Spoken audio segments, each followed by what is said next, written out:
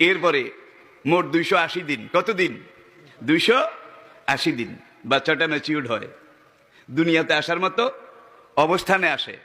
সুম্মা সাবিলা ইয়াসসারা, এই সময় তাকে দুনিয়া আসার রাস্তাটা আমি আল্লাহ প্রশস্ত করে দেই। সাংঘাতিক কথা রে বাবা। আজকে ডিএনএ আবিষ্কার হওয়ার পরে দেহ বিজ্ঞানীরা স্বীকার করেছে, কোরআনে আল্লাহ যে বলেছেন যে আমি মানুষকে মাটি দ্বারা সৃষ্টি করেছি, আমি মানুষকে কাদা মাটি দিয়ে সৃষ্টি করেছি, আমি মানুষকে ঠনঠনে শুকনো মাটি দিয়ে সৃষ্টি করেছি। এক এক জায়গায় এক এক রকমের কথা আর কি। মাটি দিয়ে সৃষ্টি করেছি, একই মাটি।